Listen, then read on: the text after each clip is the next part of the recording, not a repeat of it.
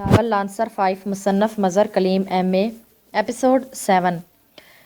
ہاں تم نے درست کہا تھا، اگر ہم منگٹ کے چکر میں رہتے تو یقیناً یہ لوگ ہمیں کوٹھی میں ہی گھیر لیتے، لانسر نے کہا۔ پھر اب کیا پروگرام ہے؟ فیلیا نے پوچھا۔ دیکھو یہ کیا کرتے ہیں، لانسر نے کہا۔ اس کی نظریں بیک میرر پر جمی ہوئی تھی۔ تھوڑی دیر بعد وہ دونوں باہر آتے دکھائی دیے اور پھر صرف عمران کار میں بیٹھا اور کار موڑ کاٹ کر ان کی طرف آنے لگی، جبکہ ٹائیگر پیدل ہی دوسری طرف بڑھ گیا تھا۔ ہاں بالکل، بندر والے کو میں نے پہچان لیا ہے، فیلیا نے کہا۔ وہ بھی بیک میرر میں دیکھ رہی تھی۔ لانسر نے کوئی جواب نہ دیا۔ چند لمحوں بعد کار ان کے قریب سے ہو کر آگے بڑھ گئی۔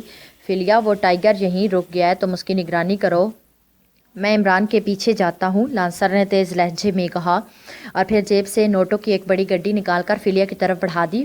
فیلیا سر ہلاتی ہوئی نیچے اتری اور لانسر نے کار آگے بڑھاتے ہوئے عمران کی کار کے پیچھے ڈال دی۔ 2-3 سڑکوں پر مڑنے کے بعد عمران کی کار ایک کیفے کے سامنے روک گئی اور عمران اتر کر کیفے کے اندر داخل ہو گیا۔ لانسر نے بھی کار ایک سائیڈ میں روکی اور پھر وہ اتر کر عمران کے پیچھے کیفے میں داخل ہو گیا۔ جب وہ برآمدے میں پہنچا تو اس نے عمران کو ایک فون بوتھ میں داخل ہوتے دیکھا۔ برآمدے میں 4 پبلک فون بوتھ ساتھ ساتھ بنے ہوئے تھے۔ لانسر بھی دوسرے فون بوتھ کا دروازہ کھول کر اندر داخل ہوا اور اس نے یوں جیبیں ٹٹولنی شروع کر دی جیسے سکے تلاش کر رہا ہو۔ عمران نے اس وقت ریسیور اٹھا کر نمبر گھمائے۔ لانسر کی نظریں نمبروں پر جمی ہوئی تھی، پھر اس نے چند سکے نکالے اور باکس میں ڈال کر ریسیور اٹھا لیا اور یوں ہی 2-3 نمبر گھما دیا۔ دوسری طرف سے گھنٹے بجنے کی بجائے ٹوں ٹوں کی آوازیں سنائی دی۔ لانسر کے کان عمران کی طرف لگے ہوئے تھے۔ فون بوتھ کی سائڈوں میں بڑے بڑے گول سوراخ تھے جو ہوا کے لیے بنائے گئے تھے، اس لیے آوازیں صاف سنائی دیتی تھی۔ ہیلو، عمران بول رہا ہوں، ڈاکٹر فاروقی۔ میرا مریض تو بخیریت ہے، عمران کی آواز سنائی دی اور مریض کا نام سن کر لانسر کے کان کھڑے ہو گئے۔ اچھا، سرداور اس سے لے گئے ہیں، لیکن وہ لیبارٹری میں تو اسے نہیں لے جا سکتے، عمران کی آواز سنائی دی اور پھر دوسری طرف آواز سننے لگا۔ دوسری طرف سے آنے والی آواز سنائی نہ دے رہی تھی۔ اب لانسر نے بھی ہیلو کہہ کر خواہ مخواہ کی بات شروع کر دی۔ وہ خواہ مخواہ کی کاروباری گفتگو کر رہا تھا۔ جب عمران بولتا تو وہ خاموش ہو جاتا اور جب عمران سننے لگتا تو وہ بولنے لگتا تھا۔ ٹھیک ہے، میں کرنل رابرٹ سے ابھی مل لیتا ہوں، شکریہ۔ چند لمحوں بعد عمران نے زور سے کہا اور ریسیور ہک میں لٹکا کر سرسری نگاہ سے لانسر کو دیکھتا ہوا فون بوتھ سے باہر نکل گیا۔ لانسر اسی طرح گفتگو میں مصروف رہا۔ جب عمران برآمدے سے باہر نکل گیا تو لانسر نے بھی ریسیور ہک میں ڈالا۔ اسی لمحے باکس سے سکوں کی کھنکھناہٹ سنائی دی۔ چونکہ کال نہ ہوئی تھی اس لیے سکے خود بخود باہر آ گئے تھے۔ لانسر نے جلدی سے سکے اٹھا کر واپس جیب میں ڈالے اور بوتھ کا دروازہ کھول کر باہر نکل آیا۔ جب وہ اپنی کار تک پہنچا تو اس نے عمران کی کار کو کچھ فاصلے پر جاتے ہوئے دیکھا۔ لانسر نے کار اس کے پیچھے ڈال دی۔ وہ بڑے ماہرانہ انداز میں تعاقب کر رہا تھا۔ پھر جب عمران کی کار ایک قلعہ نما عمارت کے گیٹ میں داخل ہو گئی تو لانسر کار بڑھاتا آگے نکل گیا۔ اس نے ایک مناسب جگہ پر کار روکی، پھر نیچے اتر کر وہ واپس اس قلعہ نما عمارت کی طرف بڑھ گیا۔ وفود منگٹ گولڈن کلب میں موجود نہ تھا، اس لیے عمران نے ٹائیگر کو وہیں چھوڑا تاکہ جیسے ہی منگٹ کی واپسی ہو وہ اس سے لانسر کا پتہ ٹھکانہ معلوم کر سکے، اور خود وہ واپس اپنے فلیٹ کی طرف چل پڑا۔ موجودہ کیس بڑا ڈھیلا ڈھالا سا تھا۔ لانسر کی اصل حیثیت کا بھی علم نہ تھا اور بظاہر اس پر کوئی ایسا جرم بھی ثابت نہ ہوتا تھا جو کہ سیکرٹ سروس کے دائرہ کار میں آتے، اس لیے عمران اس میں بھرپور انداز میں دلچسپی نہ لے رہا تھا، بلکہ اس کا خیال تھا کہ جیسے ہی لانسر کا پتہ لگے گا وہ سپرنٹینڈنٹ فیاض کو آگے کر دے گا۔ باقی رہا کرنل رابرٹ اور اٹیک 1، عمران کو واقعی اٹیک 1 کے بارے میں کوئی خاص دلچسپی نہ تھی۔ اسے اتنا تو معلوم تھا کہ اٹیک 1 ایکریمیا میں معمولی مقدار میں دریافت ہوا اور دفاعی لحاظ سے یہ نیا عنصر یا مادہ بے حد اہم ہے، لیکن اس کے بعد ایسا مادہ پھر کہیں دریافت نہ ہو سکا، اور ویسے بھی اس مادے سے دفاعی ہتھیار بنانا یا اسے استعمال میں لے آنے کے لیے انتہائی جدید قسم کی لیبارٹریوں کی ضرورت پڑتی ہے۔ ایسی لیبارٹریاں کم از کم پاک ایشیا میں نہ تھی اور نہ پاک ایشیا ایسی لیبارٹریاں قائم کرنے کی پوزیشن میں تھا، اس لیے اس نے اس معاملے میں زیادہ دلچسپی نہ لی تھی۔ فلیٹ جاتے ہوئے عمران کو اچانک خیال آیا کہ وہ ہسپتال سے معلوم تو کرے کہ سرداور کی ملاقات کرنل رابرٹ کے ساتھ ہوئی یا نہیں، اور اگر ہوئی تو کیا وہ کوئی پیغام تو نہیں چھوڑ گیا۔ چنانچہ اس نے کار ایک کیفے کے سامنے روکی اور پھر اس کے برآمدے میں موجود فون بوتھ میں سے ایک فون بوتھ میں گھس گیا۔ اس نے ہسپتال کے نمبر ڈائل کیے تو اسے بتایا گیا کہ سرداور کرنل رابرٹ کو ہسپتال سے فارغ کرا کر لے گئے ہیں اور عمران کے لیے پیغام چھوڑ گئے ہیں کہ وہ فوراً رانا ہاؤس میں ان سے ملے۔ کرنل رابرٹ کو سرداور نے رانا ہاؤس پہنچا دیا۔ سرداور چونکہ رانا ہاؤس کے متعلق اچھی طرح جانتے تھے اور پھر رانا ہاؤس میں موجود جوزف اور جوانا بھی سرداور سے واقف تھے، اس لیے سرداور نے رانا ہاؤس کا انتخاب کیا ہوگا۔ چونکہ عمران نے فون کرنے کے بعد فلیٹ پر جانے کی بجائے براہ راست رانا ہاؤس جانے کا فیصلہ کر لیا تاکہ سرداور سے بات چیت کر کے کرنل رابرٹ کے سلسلے میں کوئی حتمی فیصلہ کیا جا سکے۔ آؤ عمران، مجھے 1 گھنٹہ ہو گیا تمہارا انتظار کرتے۔ رانا ہاؤس پہنچتی سرداور نے تیز لہجے میں کہا۔ وہ کرنل رابرٹ کے ساتھ ہی وہاں موجود تھے۔ کپتان بندر بھی وہاں پہنچ چکا تھا اور عمران نے دیکھا کہ جوزف اور کپتان بندر باقاعدہ چک چک کرتے ہوئے ایک دوسرے سے باتوں میں مصروف تھے۔ جوزف کے چہرے اور آنکھوں میں ایسی چمک تھی جیسے وہ ایک بار پھر جنگل کی زندگی میں لوٹ گیا ہو۔ میرا انتظار؟ وہ کیوں؟ یہاں مترجم کے طور پر جوزف تو موجود تھا۔ آپ دیکھ نہیں رہے کہ وہ معزز مہمان کے ساتھ کس بے تکلفی سے گفتگو کر رہا ہے؟ عمران نے مسکراتے ہوئے کہا۔ بکواس مت کرو، انتہائی اہم مسئلہ ہے، اس لیے میں حفاظت کے خیال سے کرنل رابرٹ کو یہاں لے آیا ہوں۔ سنو، کرنل رابرٹ نے اتفاق سے ناراک لینڈ کے جنگل میں اٹیک ون کو دریافت کر لیا ہے، اور پھر جب انہوں نے اٹیک ون کے بارے میں پڑھا تو یہ خفیہ طور پر ناراک لینڈ گئے اور انہوں نے وہاں سے مارے کو سمیت اسے یہاں پاکیشیا میں لا کر ایک جگہ چھپا دیا۔ ان کا خیال تھا کہ یہ اپنی وصیت میں اس کا ذکر کر جائیں گے تاکہ مرنے کے بعد بھی ان کا نام قائم رہے، لیکن شاید حکومت ناراک لینڈ کو اس کا لمحہ ہو گیا۔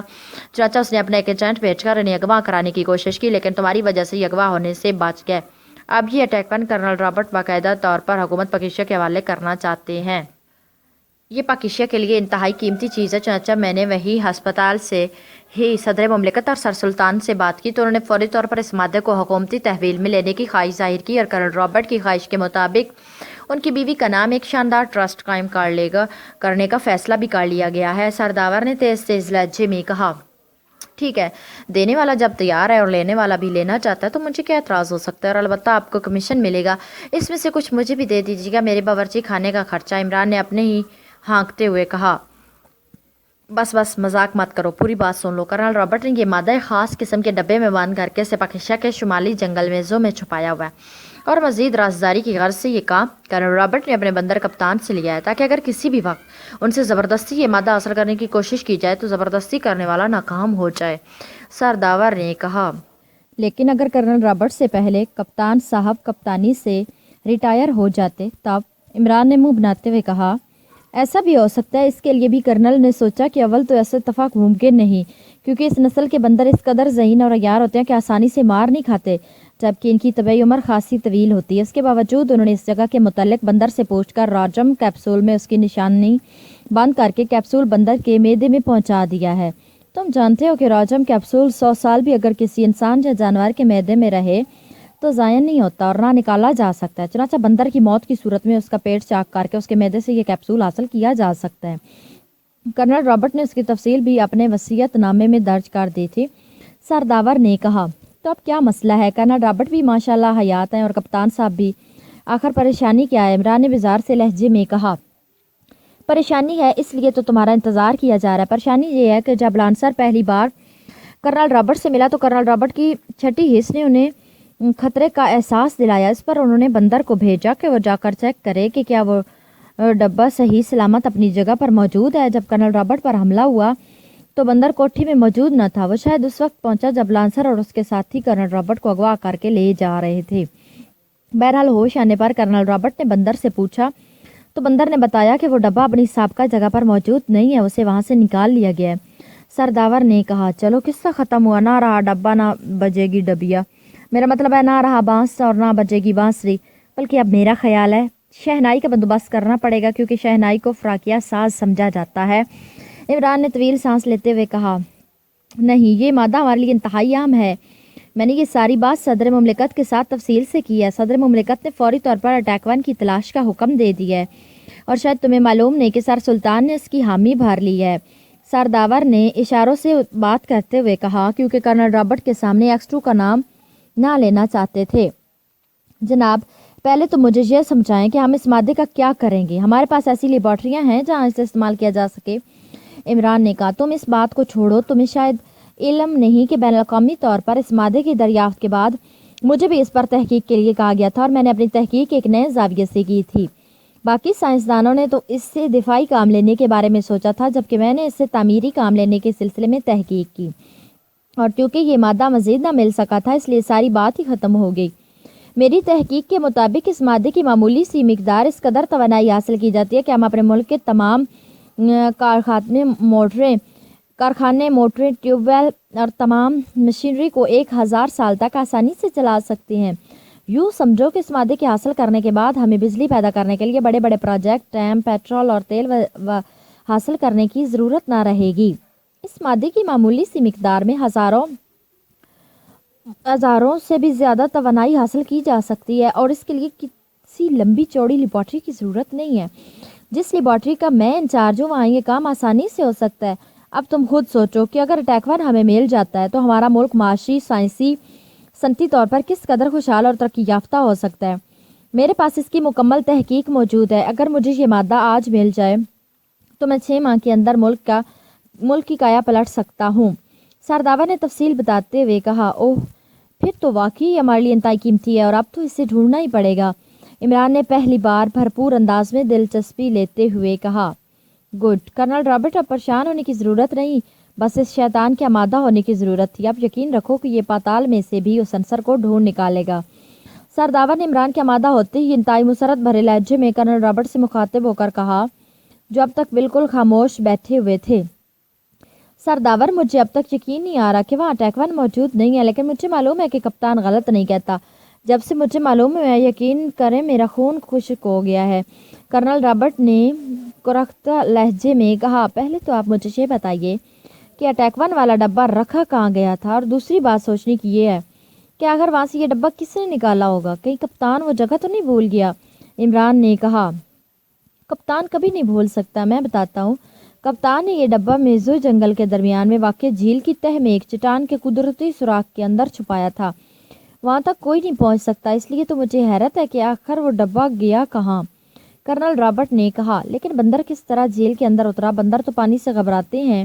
عمران نے چونکتے ہوئے کہا، کپتان ماہر غوطہ خور ہے، بس اتنا تو مجھے معلوم ہے کہ ڈبہ جھیل کی تہ میں ہے، لیکن اس قدرتی جھیل کی تہ میں بے شمار چٹانیں ہیں، اور ڈبہ کس چٹان میں ہے اس کا علم صرف کپتان کو ہے، یا اس کے معدے میں موجود کیپسول کے اندر یہ راز بند ہے۔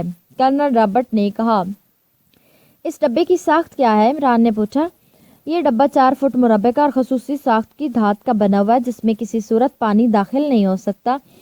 اس میں وہ تمام مٹی موجود ہے جس میں اٹیک ون شامل ہے۔ کرنل رابرٹ نے جواب دیا، ٹھیک ہے، یہ کوئی مشکل مسئلہ نہیں، غوطہ خوری کر کے آسانی سے ڈبہ ڈھونڈا جا سکتا ہے۔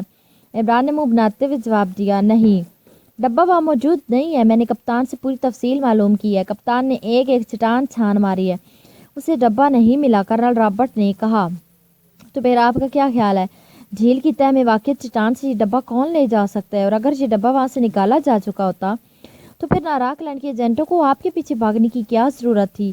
اور جہاں تک میرا آئیڈیا ہے، انہیں ابھی تک یہ بھی معلوم نہیں کہ آپ اٹیک ون ناراک لینڈ سے لا چکے ہیں، ناراک سے لا چکے ہیں، ورنہ آپ کو وہ اغوا کر کے لے جانے کی بجائے آپ پر یہیں تشدد کر کے یہ راز حاصل کرنے کی کوشش کرتے۔ عمران نے کہا، اسی لمحے اچانک کسی کی پہنچ سنائی دی، اور اس کے بعد ایسا محسوس ہوا جیسے کوئی بھاری شے نیچے گری ہو۔ یہ آوازیں پچھلے ملحقہ کمرے سے آ رہی تھی۔ عمران کرسی پر سے اچھلا، پھر بے تحاشا دوڑتا ہوا پچھلے کمرے کی طرف بھاگا۔ لانسر نے عمارت کا راؤنڈ لگایا، اور پھر عمارت کی عقبی طرف ایک ایسی جگہ اسے نظر آ گئی جہاں سے وہ عمارت کے اندر داخل ہو سکتا تھا۔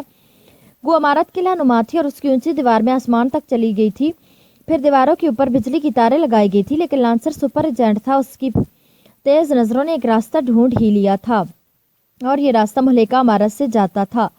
ملحقہ عمارت کی چھت اور قلعہ نما عمارت کی چھتوں کے درمیان 7 فٹ کا فاصلہ تھا، اور ظاہر ہے کوئی آدمی بھی 7 فٹ لمبی چھلانگ نہ لگا سکتا تھا، اور اگر لگاتا بھی تو اس سے چھت پر اتنا زور آور دھماکہ ہوتا کہ یقیناً عمارت میں موجود ہر شخص چونک پڑتا۔ لیکن لانسر نے 7 فٹ طویل فاصلے کو طے کرنے کا آسان حل تلاش کر لیا تھا۔ ملحقہ عمارت کی 4 دیواری چھوٹی تھی، اس لیے لانسر اسے آسانی سے کراس کر گیا، اور پھر بائیں باغ سے ہوتا ہوا وہ عمارت کی پچھلی طرف موجود پانی کے موٹے موٹے پائپوں کے ذریعے چند لمحوں میں چھت پر پہنچ گیا۔ چھت کے کنارے پر پہنچ کر وہ کنارے سے نیچے بنے ہوئے کھڑکی کے شیڈ پر اڑ گیا۔ اس طرح کا شیڈ قلعہ نما عمارت کی ہر کھڑکی پر بنا ہوتا ہے، لیکن ان شیڈوں کی وجہ سے فاصلہ صرف 1.5 فٹ کے قریب کم ہوا تھا۔ لانسر نے شیڈ کو دونوں ہاتھوں سے تھاما اور نیچے لٹک گیا۔ اس کے بعد اس نے اپنے جسم کو جھولے کے سے انداز میں زور سے جھلایا، اور دوسرے لمحے وہ ہوا میں گلہ بازی کھاتا ہوا درمیانی دیوار کے اوپر سے گزر کر قلعہ نما عمارت کے شیڈ تک پہنچ گیا۔ کلہ بازی کھانے کی وجہ سے اس کا جسم فضا میں اچھل کر جب نیچے کی طرف آیا تو وہ درمیانی فاصلہ طے کر چکا تھا، اور دوسرے لمحے اس کے دونوں ہاتھ किला नुमा इमारत की खिड़की के शेड पर जम गए। इसके साथ ही उसने एक बार फिर कलाई भरी और दूसरे लम्हे उसका जिस्म शेड के ऊपर पहुंच गया। उसके बाद इमारत की छत पर पहुंचने में उसे देर न लगी। ये वाकई हैरत अंगेज महारत थी, लेकिन लांसर की तरबियत भी ऐसी थी कि इस किस्म की छलांगें उसके लिए कोई मसला न थी। छत पर पहुंचते ही वो इंतहाई एहतियात से झुके झुके अंदाज में चलता हुआ सीढ़ियों तक पहुंचा और फिर सीढ़ियां उतरकर वो दरमियानी मंजिल में आ गया। एक राहदारी में निचले कमरों के 2 रोशनदान थे। जब वो एक रोशनदान तक पहुंचा तो उसके कानों में इंसानी बातों की हल्की सी आवाज़ सुनाई दी। उसने ज़रा सा रोशनदान खोला तो उसे एक कमरा दिखाई दिया जिसमें सामान पड़ा हुआ था। कमरे के सामने का दरवाज़ा खुला हुआ था और बातों की आवाज़ें उसमें से आ रही थी। कुछ अफराद शायद इस दरवाजे के साथ बैठे बातें कर रहे थे। वो आवाज़ें हल्की थी लेकिन इस कदर ज़रूर थी कि उन अल्फाज समझ में आ जाते थे। उसी लम्हे उसके कानों में कर्नल रॉबर्ट की आवाज़ पड़ी और वो बुरी तरह चौंक पड़ा। कर्नल रॉबर्ट की आवाज़ सुनकर उसका दिल बलियों उछलने लगा। वो कर्नल रॉबर्ट के ठिकाने तक पहुंच गया था, लेकिन कर्नल रॉबर्ट की बात जैसे उसके ज़हन में उतरी उसका पूरा जिस्म यकलख तन गया। कर्नल रॉबर्ट अटैक 1 की ही बात कर रहा था। दूसरे लम्हे एक और आवाज़ सुनाई दी और ये आवाज़ सुनते वो समझ गया कि आवाज़ अली इमरान की और वो इस आवाज़ को बखूबी पहचानता था।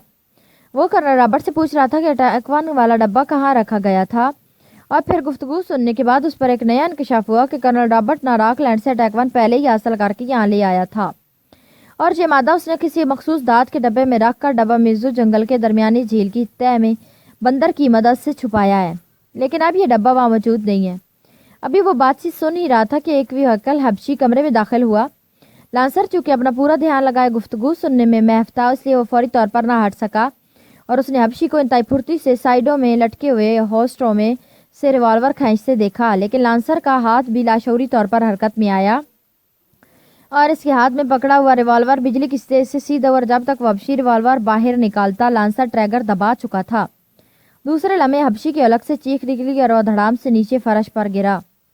लांसर फायर करते किसी सांप की तरह पलटा, फिर इंतहाई तेज रफ्तारी से दौड़ता हुआ वो सीढ़ियाँ चढ़कर छत पर आया और इसके बाद वो एक लम्हे के लिए खिड़की के शेड पर नजर आया। दूसरे लम्हे एक बार फिर उसका जिस्म कलाबाजी खाकर हवा में तैरता हुआ मलिका इमारत की खिड़की के शेड तक पहुंच चुका था। वहां से वो छत पर पहुंचा और फिर इन्हीं पाइपों के जरिए नीचे उतरकर वो पिछली दीवार तक इस तेज रफ्तारी से भागता गया जिस तरह वो जंगली खरगोश भागता है जिसके पीछे शिकारी कुत्ते लगे हों।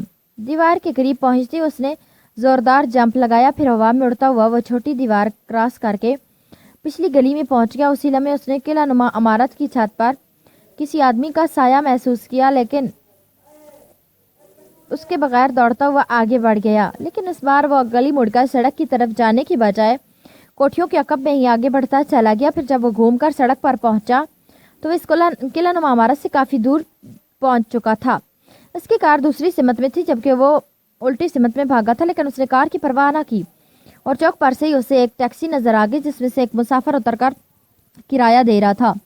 वो सीधा टैक्सी की तरफ बढ़ा, फिर ड्राइवर से पूछे बगैर उसने दरवाज़ा खोला और उछलकर अंदर बैठ गया। जनाब ये टैक्सी ड्राइवर ने मुड़कर कदरे सख्त लहजे में कुछ कहना चाहा। डबल किराया दूंगा, मुझे जल्दी है। लांसर ने जल्दी से जेब से एक बड़ा नोट निकालते हुए कहा और डबल किराए का सुनकर टैक्सी ड्राइवर के चेहरे पर उभरने वाली सख्ती धुएं की तरह उड़ गई। उसने तेजी से गियर लगाया और टैक्सी आगे बढ़ा दी। किधर जाता है जनाब, किधर जाना है जनाब? ड्राइवर ने गाड़ी आगे बढ़ाते हुए पूछा। नादर हाउस। लांसर ने जानबूझकर एक दूर दराज मकाम का पता दिया और टैक्सी ड्राइवर के चेहरे पर मुसरत उभर आई। दूसरे लम्हे टैक्सी तेज रफ्तारी से आगे बढ़ने लगी, लेकिन अभी ड्राइवर ने 2-3 सड़कें ही क्रॉस की होंगी कि लांसर ने उसके कांधे पर हाथ रखकर उसे रुकने का इशारा किया। तुम टावर हाउस तक का किराया काट लो और मुझे यहीं उतार दो, मुझे एक ज़रूरी काम याद आ गया, लांसर ने नरम लहजे में कहा और टैक्सी ड्राइवर ने सारे लाते हुए टैक्सी एक साइड पर रोक दी। लांसर ने उसे नोट दिया तो उसने खासी बड़ी रकम काट कर बाकी लांसर के हवाले कर दी। जनाब मैंने सिंगल किराया काटा है। ड्राइवर ने मुस्कुराते हुए कहा। शुक्रिया। लांसर ने बाकी रकम लेकर बेनियाजी से जेब में डालते हुए कहा, फिर दरवाज़ा खोलकर नीचे उतर आया। वो इस वक्त तक वहीं खड़ा रहा जब तक टैक्सी आगे बढ़कर एक चौक पर से मुड़कर उसकी नज़रों से गायब ना हो गई। उसके बाद उसने सड़क क्रॉस की और दूसरी तरफ आकर खड़ा हो गया। थोड़ी देर बाद एक खाली टैक्सी उसके करीब आकर रुक गई। गैर मुल्की होने की वजह से टैक्सी ड्राइवर उसे अच्छा शिकार समझ रहे थे। लांसर ने टैक्सी में बैठकर किला नुमा इमारत के सामने वाक़ई सिनेमा हाउस का नाम बताया یہ نام وہ پہلے یاد کر چکا تھا اور ٹیکسی آگے بڑھ گئی۔ تھوڑی دیر بعد وہ سینما کے سامنے اتر چکا تھا۔ کرایہ دے کر اس نے ٹیکسی ڈرائیور کو یہی تاثر دیا کہ وہ سینما کے اندر جا رہا ہے، لیکن سینما کے برآمدے میں داخل ہو کر چند لمحوں تک اس نے وہاں لگے ہوئے پبلسٹی اشتہارات دیکھے، پھر تیز تیز قدم اٹھاتا باہر آ گیا۔ اس کے بعد وہ پیدل ہی چلتا ہوا اپنی کار کی طرف بڑھ گیا۔ قلعہ نما عمارت کا پھاٹک بند تھا۔ تھوڑی دیر بعد جب وہ کار تک پہنچ گیا اور پھر اس نے کار واپس اپنی رہائشگاہ کی طرف بڑھا دی، وہ ایک قیمتی ہراڑ حاصل کر چکا تھا، ایسا راز جس نے ساری صورتحال ہی بدل دی تھی۔ اب کرنل رابرٹ کو اغوا کر کے لے جانے کی ضرورت نہ تھی، بلکہ اب وہ ڈبہ حاصل کرنا تھا جس میں اٹیک 1 تھا۔ تھوڑی دیر بعد وہ اپنی رہائشگاہ پر پہنچ گیا۔ فیلیا وہاں اس کی منتظر تھی۔ کیا ہوا فیلیا، تم واپس آ گئی؟ کیا رپورٹ ہے؟ لانسر نے اس سے پوچھا۔ کچھ بھی نہیں ہوا۔ وہ ٹائیگر سامنے ایک کیفے میں بیٹھا رہا۔ تقریباً آدھے گھنٹے بعد وہ ایک ٹیکسی میں بیٹھ کر چل دیا۔ میں نے بھی ایک ٹیکسی میں اس کا تعاقب کیا، لیکن وہ ہوٹل مونگا پہنچ کر اوپر کمرے میں چلا گیا۔ چونکہ تم نے مجھے پہلے بتا دیا تھا کہ وہ وہاں رہائش پذیر ہے، اس لیے میں واپس چلی گئی، فیلیا نے منہ بناتے ہوئے جواب دیا۔ چلو ٹھیک ہے، ویسے بھی اب اس کی ضرورت نہیں ہے۔ ساری صورتحال نہ صرف واضح ہو گئی ہے بلکہ بدل بھی گئی ہے، لانسر نے مسکراتے ہوئے جواب دیا۔ کیا مطلب؟ میں سمجھی نہیں، فیلیا نے چونکتے ہوئے پوچھا، اور لانسر نے اسے قلعہ نما عمارت میں داخل ہونے اور وہاں کی جانے والی گفتگو بتا دی، لیکن اس نے اٹیک 1 کی بجائے ڈبے میں ناراک لینڈ کا ایک خفیہ راز کے الفاظ ہی استعمال کیے، کیونکہ باس کے حکم کے مطابق وہ فیلیا کو اصل بات نہ بتانا چاہتا تھا۔ اوہ، لیکن کرنل رابرٹ تو کہہ رہا ہے کہ راز والا ڈبہ وہاں موجود ہی نہیں ہے۔ پھر فیلیا نے کہا، وہ یقیناً وہیں ہوگا، بندر بھول بھی سکتا ہے، آخر بندر ہے چاہے کتنا بھی عقل مند کیوں نہ ہو، لانسر نے سارے لاتے ہوئے کہا۔ لیکن اب وہ لوگ بھی اسے تلاش کریں گے اور ہم بھی، یہ دونوں کام اکٹھے کیسے ہو سکیں گے؟ فیلیا نے کہا، ہمیں تلاش کرنے کی کیا ضرورت ہے، ہم صرف ان کی نگرانی کریں گے، پھر جیسے ہی وہ ڈبے کو تلاش کر لیں گے ہم بھوکے بھیڑیوں کی طرح ان پر ٹوٹ پڑیں گے، لانسر نے منہ بنا کر ہنستے ہوئے کہا، اور فیلیا نے بھی سر ہلا دیا۔ عمران جب کمرے میں داخل ہوا تو اسی لمحے کپتان بندر زور سے چیخ چیخ کرتا اور پھر سیڑھیوں کی طرف لپکتا نظر آیا۔ کپتان کپتان، کرنل رابرٹ نے چیخ کر کہا، اور کپتان سیڑھیاں پر چڑھتے ہوئے یکلخت رک گیا۔ عمران نے دیکھا کہ جوزف فرش سے اٹھ رہا تھا، گولی اس کے کاندھے پر لگی تھی۔ وہ فوراً ہی پلٹا، گولی کی پوزیشن دیکھتے ہوئے سمجھ گیا تھا کہ گولی اوپر دشمنان روشن دان سے چلائی گئی ہے، اور پھر وہ انتہائی تیز رفتاری سے سیڑھیاں چڑھتا ہوا چھت پر پہنچا۔ اسی لمحے اس نے ایک سایہ کو ملک عمارت کی پچھلی دیوار کراس کر کے گلی میں غائب ہوتے دیکھا۔ وہ چند لمحے خاموش کھڑا رہا، پھر واپس پلٹ آیا۔ گوس نے سایہ کو صرف ایک نظر دیکھا تھا، لیکن اس کے جسم پر موجود لباس کو دیکھ کر وہ چونک پڑا تھا۔ یہ لباس اسے کچھ مانوس سا لگ رہا تھا، ایسا محسوس ہوتا تھا جیسے یہ لباس اس نے ابھی تھوڑی دیر پہلے دیکھا ہو۔ وہ کشمشی رنگ میں براؤنش دھاری والا کوٹ اس کے تحت شعور میں تو موجود تھا، لیکن شعور میں نہ آ رہا تھا۔ سیڑھیاں اتر کر جب وہ نیچے پہنچا تو اس کے لیے جوانوں کو جوزف کی بینڈیج کرتے دیکھا، اور اسی لمحے اس کے ذہن میں جھماکا سا ہوا۔ اس لباس کو اس نے کیفے کے برآمدے میں پبلک فون بوتھ سے ہسپتال فون کرتے وقت ساتھ والے فون بوتھ میں رکھا تھا۔ کون تھا؟ سرداور نے پوچھا۔ میری حماقت کا شکار، اب تک تو میں نے اس میں زیادہ دلچسپی نہ لی تھی، لیکن اب جوزف پر فائر کر کے اس نے ابھی موت کے پروانے پر خود دستخط کر دیے ہیں۔ جوزف پر ہاتھ اٹھانے والا زندہ نہیں ہو سکتا، عمران نے انتہائی سنجیدہ لہجے میں کہا۔ کیا آپ نے اسے پہچان لیا ہے؟ کرنل رابرٹ نے پوچھا۔ ہاں، وہ لانسر تھا، ناراک لینڈ کا ایجنٹ، عمران نے کہا، اور کرنل رابرٹ لانسر کا نام سنتے ہی یکلخت اچھل کر بیٹھ گیا۔ اوہ، تو وہ یہاں تک پہنچ گیا، کرنل رابرٹ نے کہا۔ گھبرائیں نہیں، بعض اوقات آدمی واقعی کسی چیز کو نظر انداز کر کے اپنے ساتھ زیادتی کرتا ہے۔ جوانہ، آئندہ رانا ہاؤس کو اس کا حفاظتی سسٹم آن رکھنا، عمران نے کہا اور اٹھ کھڑے ہوئے۔ ٹھیک ہے سرداور، میں اس ڈبے کی تلاش کرتا ہوں، آپ کو رپورٹ مل جائے گی، اور کرنل رابرٹ اس وقت تک یہیں رہیں گے جہاں ہر صورت میں محفوظ رہیں گے، عمران نے تیز لہجے میں کہا۔ اوکے، اب میں چلتا ہوں، سرداور نے اٹھتے ہوئے کہا۔ میرا خیال ہے میں اپنی رہائشگاہ پر منتقل ہو جاؤں، کرنل رابرٹ نے کہا۔ ابھی نہیں کرنل، جب تک یہ ایجنٹ ختم نہ ہو جائیں، یہ سب کے سب اٹیک 1 نہ مل جائے، یہ سب کے سب فضول ہے، سرداور نے کہا۔ جہاں تک میرا آئیڈیا ہے، اب لانسر کرنل رابرٹ کے پیچھے نہیں آئے گا، اس نے یقیناً ہماری گفتگو سن لی ہوگی، اس لیے اب وہ بھی یقیناً اس ڈبے کو تلاش کرنے میں دلچسپی لے گا، عمران نے کہا۔ پھر بھی اگر کرنل رابرٹ یہاں رہے تو کیا حرج ہے، ہو سکتا ہے ناکامی کی صورت میں وہ کرنل پر انتقامی وار کرے، سرداور نے کہا۔ ٹھیک ہے، وہ یہیں رہے گا. کرنل رابرٹ آپ قطعی بے فکر رہیں. اب یہاں اجازت کے بغیر چڑیا بھی نہیں پھڑک سکتی, عمران نے کہا, اور کرنل رابرٹ نے سر ہلا دیا. میں چاہتا ہوں کہ اب پہلے فوری طور پر اس ڈبے کی تلاش کی جائے, اس کے بعد لانسر سے بھی نپٹ لیا